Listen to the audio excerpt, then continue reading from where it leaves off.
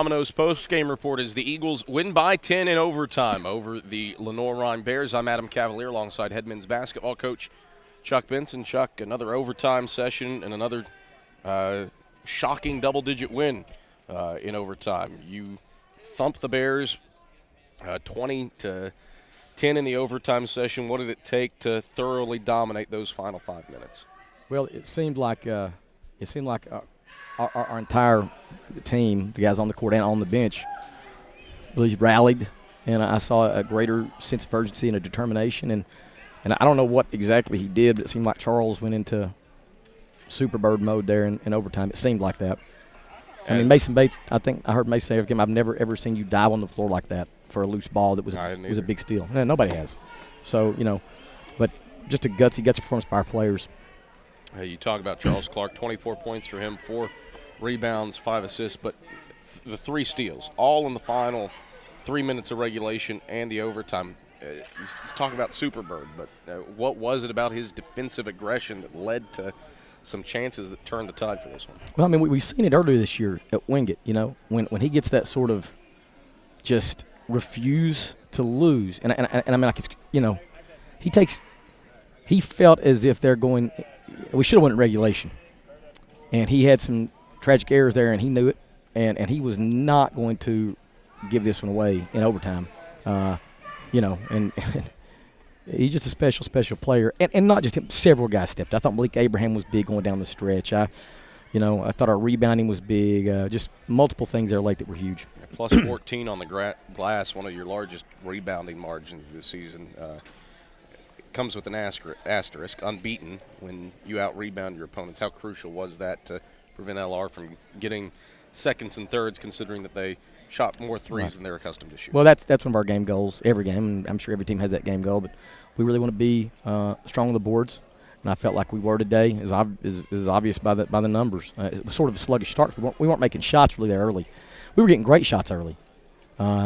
So we would get a great shot miss. They would come in and make a shot. We get another great shot miss. They go to make a shot. So that start they had was almost, I think it was fool's gold on so many levels. And our guys stayed very, very poised. Nobody became extra sensitive. Nobody becoming glued. And we just stayed the course. And were able to get a quality win here. As I told them, there's only been one conference team win here this year, LMU.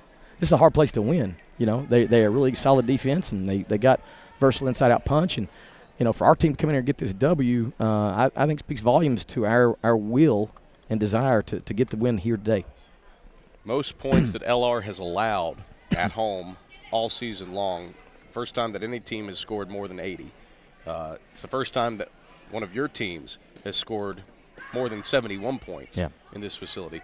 What made the offense click so well to shoot 52%? Right. Well, I think it's because we had such a rim attack mindset today. And we were get to the free throw line. And what did we shoot? And we had 29 attempts and made 80% of them. So I thought that was a big factor. And then we were really intentional about getting the ball in there. And we scored a lot at the rim today. Now, our overall field goal percentage, what was it, 51? I mean, yeah. Now, our threes were off today. That's okay. We felt like if we could just hammer that thing in and keep hammered in, we felt like it would be to our advantage. Mason Bates and Sean Jones both provide a lift down low. 17 points, 8 rebounds for Bates, 16 points, 10 rebounds for Jones. What about the job of those two, especially on the glass late? It felt like LR didn't have a shot at a rebound. Yeah. Well, there you've got Mason is a redshirt junior, so this is his 4th year here. Sean is a senior, so both have been playing college basketball 4 years. And those guys, much like Charles, refused to lose. And they wanted to meet our goals. And rebounding is one of our big ones. Especially today it was, and those guys delivered. The overtime win comes at a good time. You get a week off after this one in 7 days to prepare for the Queens Royals. Cav, listen, it couldn't be more beautiful. I love a beautiful play when it comes together. And knowing the Mars Super Bowl, the boys are coming over. We're having a nice Super Bowl party tomorrow. We're going to have the dips and the wings, and we're going to just sit around and watch football, man, and relax. And we'll worry about Queens in a few days. We got a week to chill. All's good, Cav. This made the Super Bowl much more enjoyable.